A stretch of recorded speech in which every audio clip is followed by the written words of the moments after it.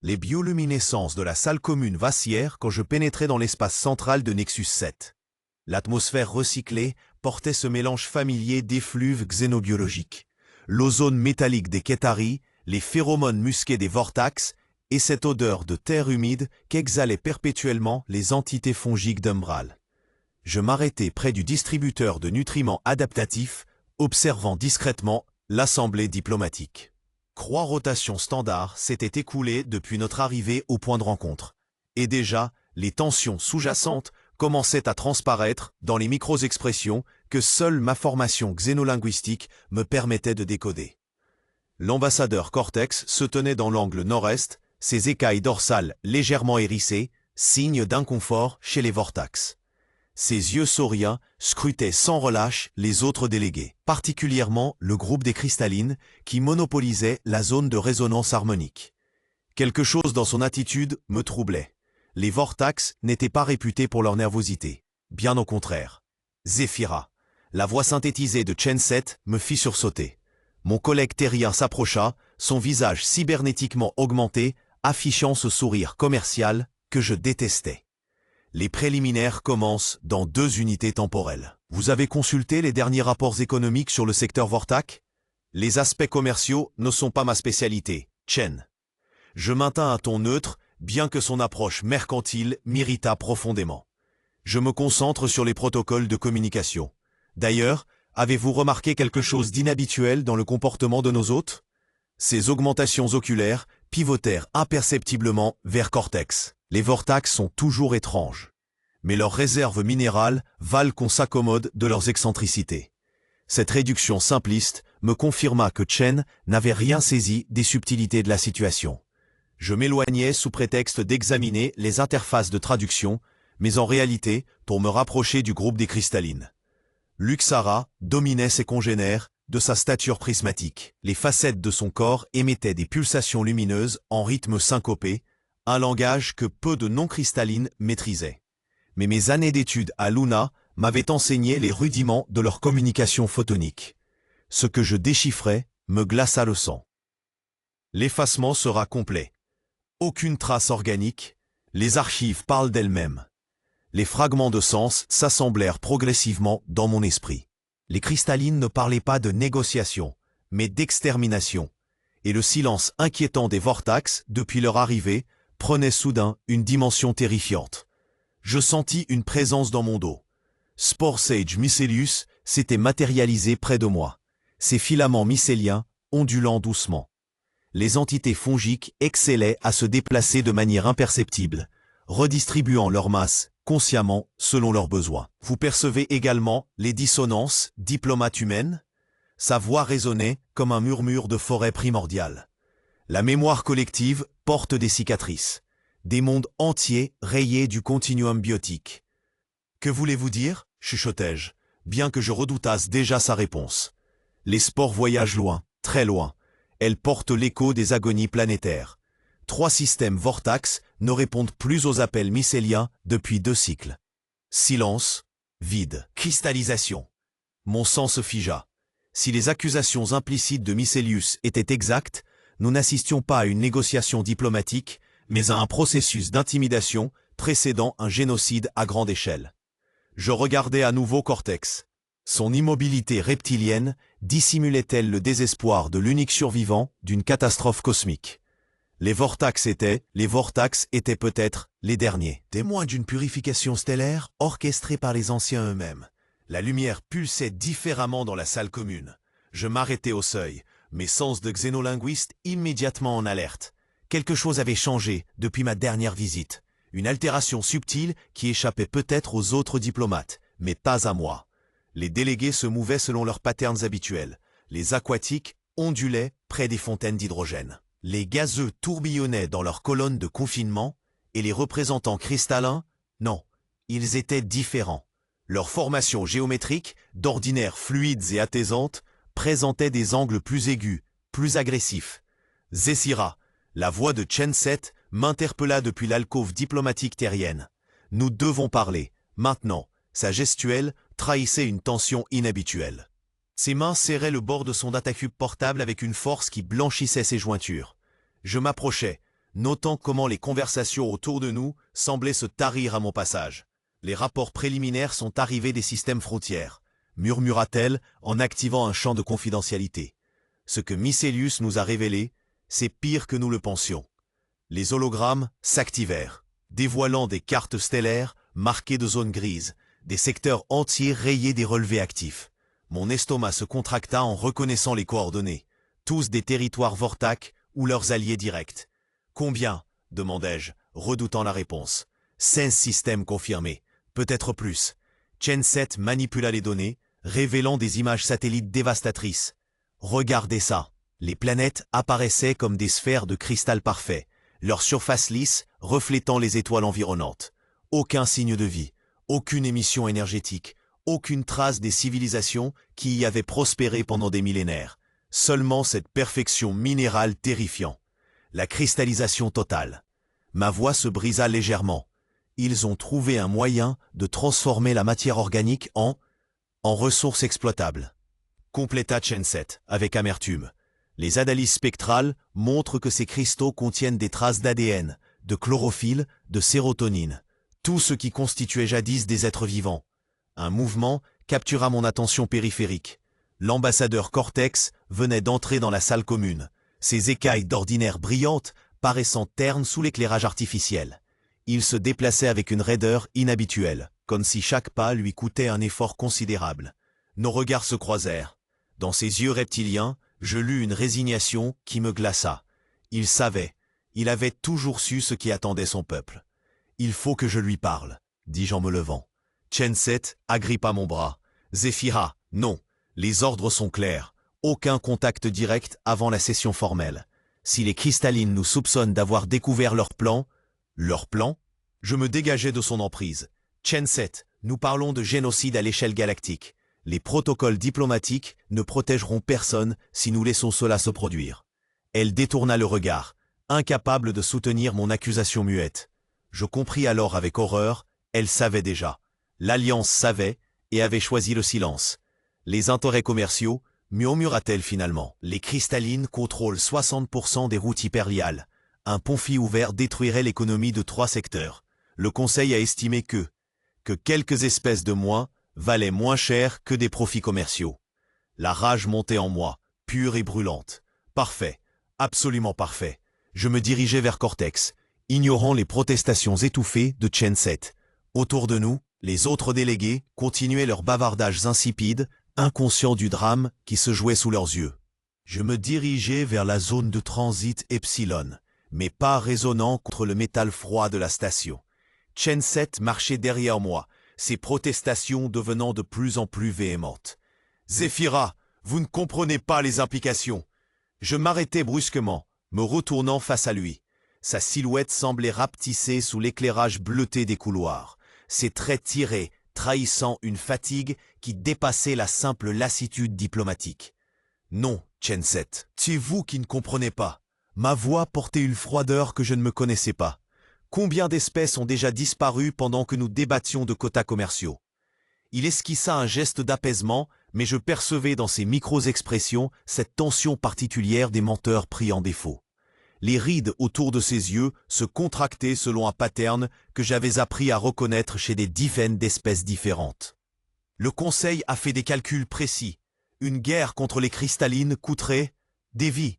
Je frappais le mur de mon poing, sentant la douleur remonter le long de mon bras. Elle coûterait des vies, Chen-Set, pas des crédits galactiques. Il baissa les yeux, et dans ce silence, j'entendis le bourdonnement constant des systèmes de la station. Ces sons familiers me rappelaient combien Nexus 7 était devenu ma maison, combien j'avais cru en cette institution. Maintenant, chaque vibration me paraissait corrompue. « Zéphira, écoutez-moi. » Sa voix avait pris une inflexion suppliante. « Si vous révélez ces informations maintenant, sans préparation, sans stratégie, vous détruirez tout ce que nous avons construit. L'Alliance elle-même pourrait s'effondrer. » Je le fixai longuement. Dans ses pupilles dilatées, je lisais une peur authentique. Pas la peur des conséquences pour lui, mais quelque chose de plus profond. Une terreur existentielle.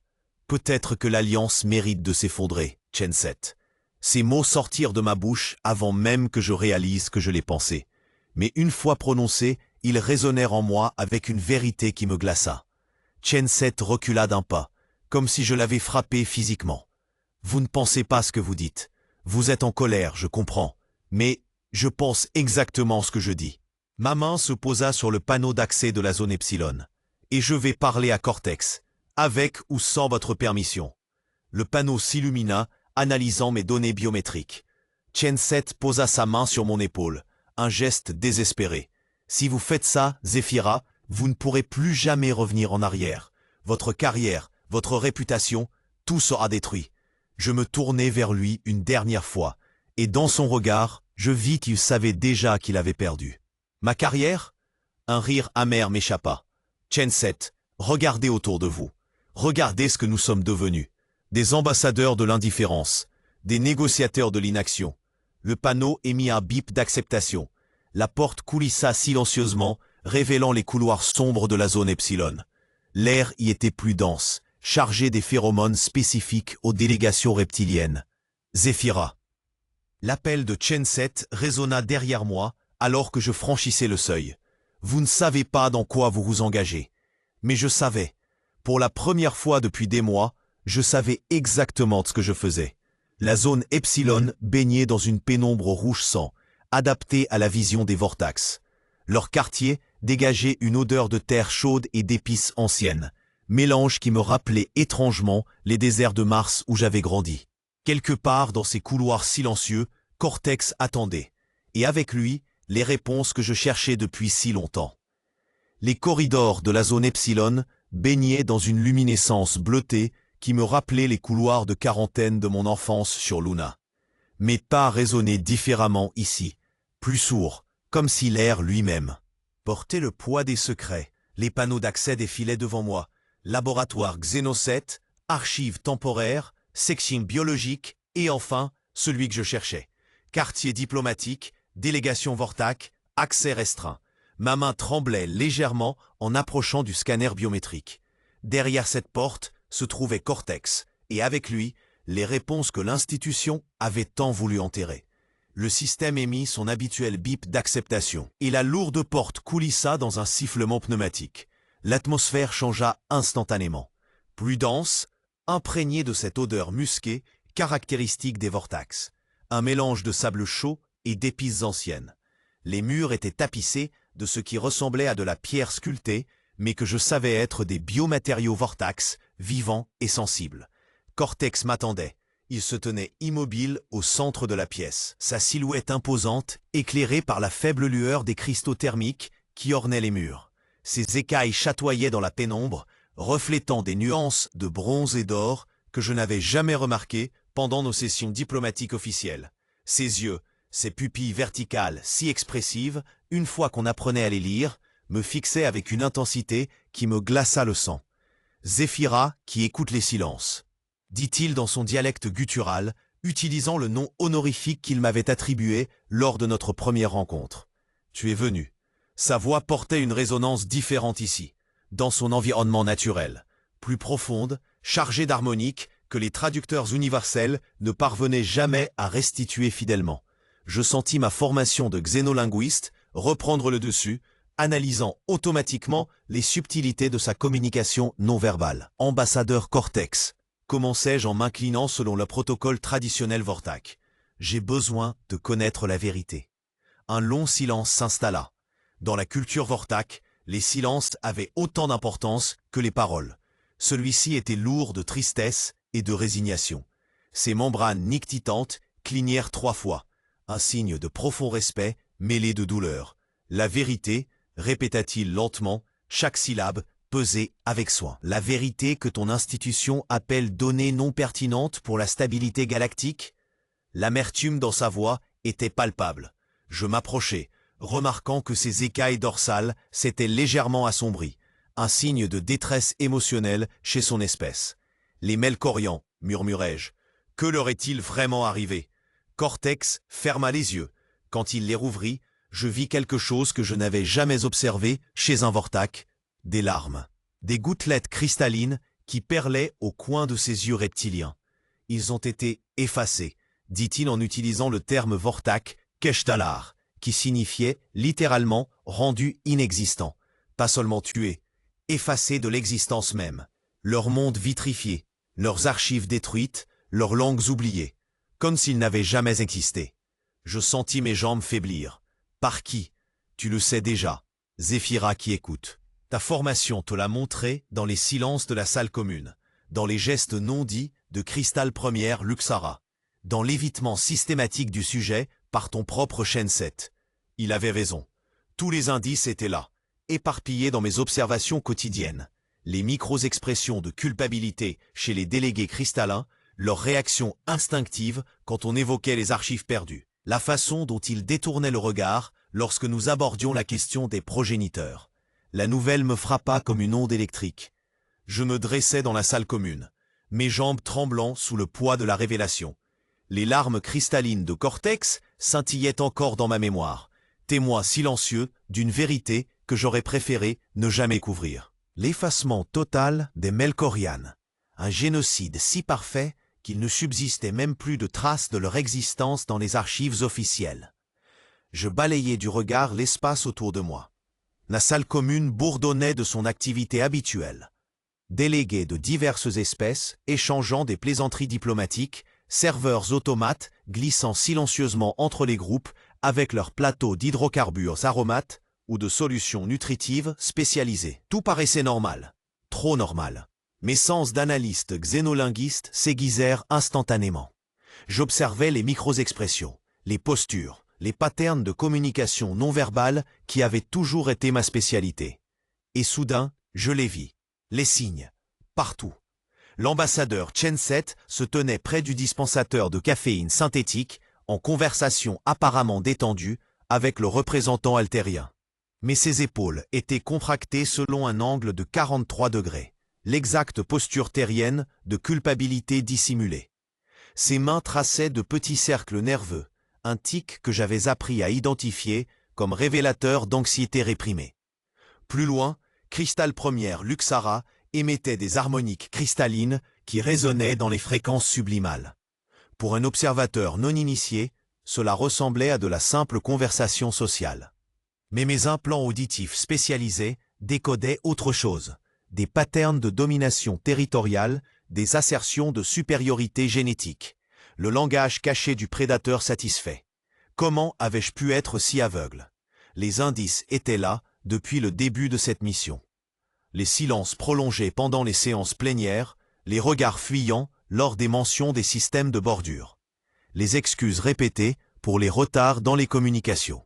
Avec les secteurs extérieurs, je me dirigeais vers le coin le plus reculé de la salle commune, là où les baies d'observation offraient une vue sur le vide étoilé. Dans cette semi-pénombre, je pourrais réfléchir sans être observé. Mais même là, je sentais des regards peser sur moi. Cortex m'avait-il mis en danger en me livrant cette vérité? Mon communicateur vibra discrètement. Un message crypté du bureau de l'ambassadeur Shenset. Réunion privée dans 15 minutes. Bureau 7 Alpha, obligatoire. Le ton était sec, impératif, inhabituel pour Shenset, qui privilégiait habituellement les formules de politesse excessive. Je fermais les yeux, tentant de calmer le tourbillon de mes pensées. Les Melkorianes avaient existé. Quelqu'un les avait rayés de l'existence. Et maintenant, quelqu'un savait que je savais. La salle commune continua son ballet diplomatique autour de moi, ignorante du drame qui se nouait dans l'ombre. Chaque sourire, chaque salutation courtoise prenait désormais une dimension sinistre. Combien de ces visages familiers étaient complices du génocide? Combien savaient et se taisaient? Je rouvris les yeux, fixant les étoiles au-delà de la baie transparente. Quelque part dans cette immensité, une civilisation entière avait été supprimée comme si elle n'avait jamais existé. Et moi, simple diplomate terrienne, je détenais maintenant le secret de leur anéantissement. Le timer de mon communicateur égrenait les secondes. Encore 12 minutes avant la convocation de Shenset. 12 minutes pour décider si j'allais jouer la comédie de l'ignorance ou affronter la vérité de face. Ma carrière contre ma conscience. Ma sécurité contre la justice. Je pressais la main contre ma tempe, sentant le poids du message de Shenset résonner dans mon esprit comme un écho toxique. 15 minutes. Dans la salle commune, les conversations aliens se poursuivaient, mais leurs harmoniques me paraissait soudain distordu, comme si chaque syllabe portait une intention cachée. Mon regard se posa sur l'ambassadeur Cortex, toujours immobile près de l'alcôve thermique des Vortac. Ses écailles dilatées captaient la lumière artificielle, créant des reflets prismatiques que mon cerveau de xénolinguiste décodait instinctivement. Stress, vigilance et quelque chose d'autre. De la résignation? Non, plutôt une forme de préparation fatale. Les cristallines avaient modifié leur formation depuis mon dernier passage. Cristal première Luxtara oscillait maintenant dans une configuration défensive, ses facettes internes projetant des refractions calculées. Un langage que peu d'humains savaient interpréter. Mais mes années d'études m'avaient appris à lire ces géométries comme des mots. Elles communiquaient en sous-fréquence avec ses congénères, un dialecte de lumière que nos traducteurs ne captaient pas. Élimination, protocole, silence. Les fragments que je parvenais à décoder me glaçaient le sang. Ils planifiaient quelque chose d'imminent. Spore sage Mycelius avait replié ses filaments dans une posture que je n'avais encore jamais observée. Ces spores flottaient dans un motif tight beam, une communication directionnelle qui évitait soigneusement ma zone de perception. Même lui, gardien supposé de l'éthique galactique, semblait complice du silence qui régnait autour du destin des Melkoriens. 12 minutes. Le compte à rebours martelait mes tempes. Je me levai lentement, adoptant la démarche neutre qu'on enseignait à l'académie pour éviter de déclencher des réponses instinctives chez les prédateurs aliens. Chaque espèce présente pouvait interpréter mes mouvements comme un signe d'hostilité ou de soumission. Dans cette jungle diplomatique, un geste mal calibré pouvait déclencher un incident interstellaire.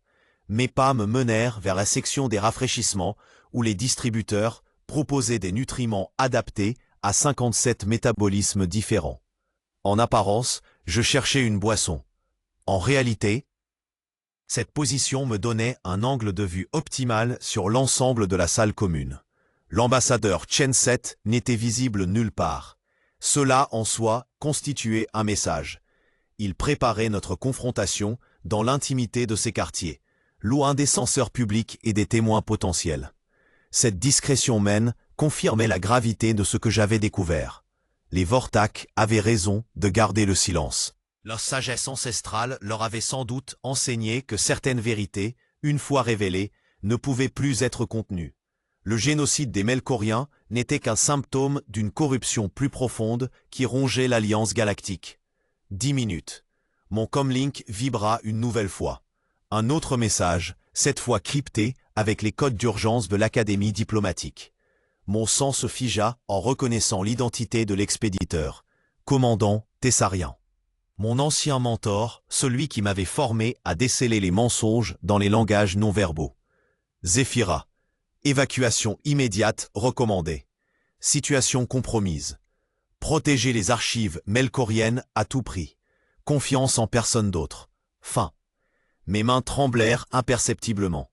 Si Thessarien rompait le silence radio, c'est que la situation avait dépassé le stade de la simple corruption diplomatique. Quelque chose de bien plus dangereux se tramait. Je sentis mes mains trembler imperceptiblement tandis que je fixais l'écran de mon communicateur. 15 minutes. L'ambassadeur Chen-7 n'était pas du genre à utiliser un langage si direct, si chargé de sous-entendus menaçants.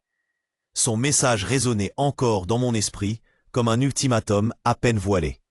Dans la salle commune, l'activité habituelle se poursuivait autour de moi. Les délégués cristallines conversaient par pulsions lumineuses près des alcôves de méditation, leur forme prismatique jetant des reflets multicolores sur les parois métalliques. Plus loin, un groupe de Vortac échangeait des sifflements gutturaux, leurs écailles dorsales frémissant selon des codes que j'avais appris à déchiffrer au fil des années. Mais aujourd'hui, chaque geste me semblait suspect. Chaque regard furtif pouvait dissimuler une connaissance de mes découvertes récentes. Les Melkorians. Ce nom seul suffisait à faire naître un nœud d'angoisse dans ma poitrine. Une civilisation entière rayée de la carte, et personne n'en parlait.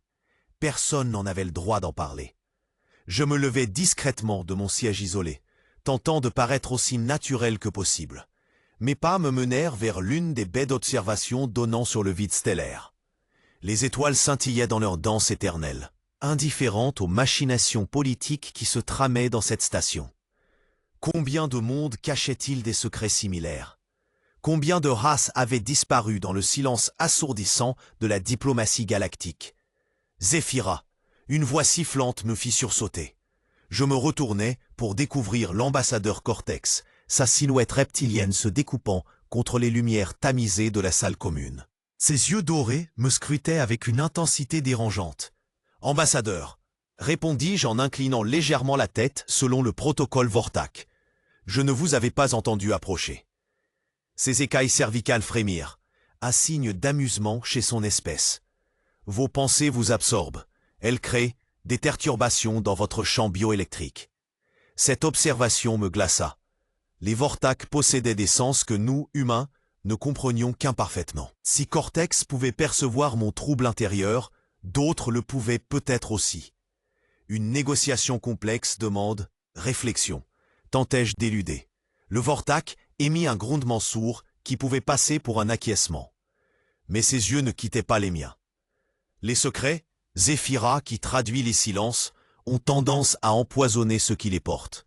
Votre espèce, elle n'est pas faite pour garder de tels fardeaux. Mon cœur s'accéléra. Savait-il? Les Vortak étaient réputés pour leur sagesse ancestrale, leur capacité à percevoir les vérités cachées.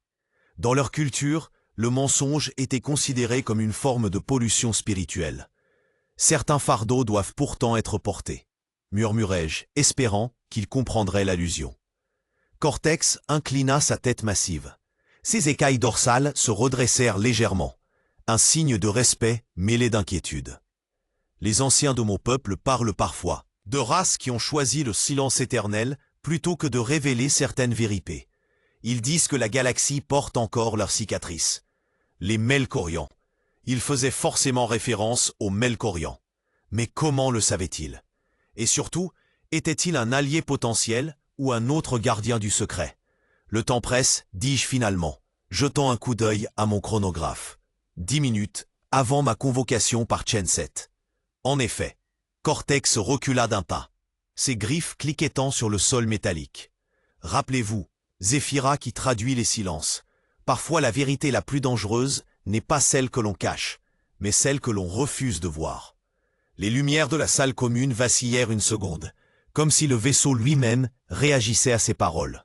Les cristaux de Luxara pulsaient d'une lumière froide dans la pénombre de la salle commune. Leurs facettes réfléchissant les derniers éclats des luminaires défaillants. Je restais immobile, observant la cristal première qui semblait méditer, ses formations géométriques oscillant selon un rythme hypnotique. « Vous êtes encore là, diplomate Zéphira. » Sa voix résonnait directement dans mon cortex auditif, contournant mes tympans par des moyens que la science terrienne peinait encore à expliquer. « Votre présence persistante m'intrigue. » Je m'approchai prudemment, mes capteurs biométriques analysant inconsciemment les modulations de sa résonance cristalline. Chaque cristalline possédait sa propre signature harmonique.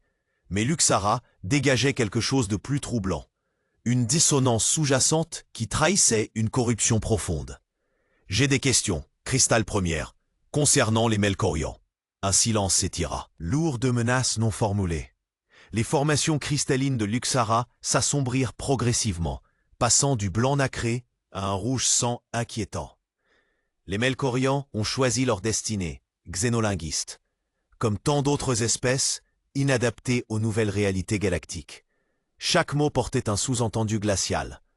Votre espèce comprendra bientôt l'importance de l'adaptation. Mon sang se figea. Cette déclaration dépassait largement le cadre d'une simple conversation diplomatique. Luxara venait de confirmer mes pires soupçons concernant le sort des Melkorians, tout en menaçant implicitement l'humanité. Que voulez-vous dire par inadapté? Les cristaux de la première s'ébranlèrent, émettant une cacophonie de sons cristallins qui évoquaient un rire dément. Oh, diplomate terrienne, votre naïveté est touchante. Les Melkorians possédaient des capacités télékinésiques remarquables, mais ils refusaient de les utiliser selon nos directives. Ils prétendaient que leur évolution psychique devait rester pure, non influencée par nos technologies de perfectionnement. Elle marqua une pause, ses facettes brillant d'un éclat malveillant. Nous leur avons offert l'élévation ultime, l'intégration dans nos matrices cristallines. Ils ont refusé. Certains choix ont des conséquences définitives. L'horreur de cette révélation me traversa comme un courant électrique. Les cristallines n'avaient pas simplement éliminé les Melkorians. Ils avaient tenté de les assimiler, de les transformer en extension de leur conscience collective. Le refus des Melkorians avait signé leur arrêt de mort. Vous les avez exterminés parce qu'ils refusaient votre perfection. Extermination, la voix de Luxara prit une tonalité presque amusée. Quelle perception primitive! Nous avons simplement recyclé leur essence. Leur capacité psychique persiste dans nos matrices, purifiées de leurs limitations biologiques. En un sens, ils vivent éternellement. Mes mains tremblèrent. Cette abomination dépassait mes pires cauchemars. Non seulement les cristallines avaient commis un génocide, mais ils avaient également violé l'intégrité même de l'existence consciente des Melkorians, les emprisonnant dans une non-vie technologique. Et l'Alliance ignore tout de cela? L'Alliance comprend ce qu'elle doit comprendre. Les cristaux de Luxara se rapprochèrent, leurs arêtes scintillant dangereusement. Votre ambassadeur Chen Set s'avère particulièrement coopératif. Les accords commerciaux créent des loyautés si pratiques. La corruption remontait donc jusqu'au plus haut niveau de la représentation terrienne. Chen Set n'était pas simplement négligent, il était complice. Cette découverte m'ôta momentanément la capacité de parler. Votre silence soudain m'inquiète, diplomate. Luxara émit une nouvelle série de harmoniques cristallines. J'espère que vous comprenez la délicatesse de votre position actuelle. Les accidents arrivent si facilement dans l'espace. Les défaillances de recycleurs d'atmosphère, par exemple. La menace était explicite et glaciale. Les lumières de la salle commune continuaient leur danse erratique, projetant des ombres mouvantes sur les parois métalliques. Je fixai le chronographe à mon poignet. 7 minutes. 7 minutes avant de me présenter devant Chen Set, et ma décision n'était toujours pas prise. L'avertissement de Cortex résonnait encore dans mes oreilles comme un écho persistant. La vérité que l'on refuse de voir.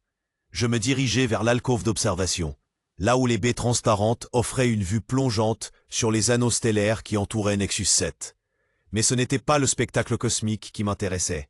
C'était le reflet teinté que la surface vitrée me renvoyait, me permettant d'observer discrètement l'activité derrière moi. Luxara avait rejoint un groupe de délégués mineurs près du distributeur de nutriments universels.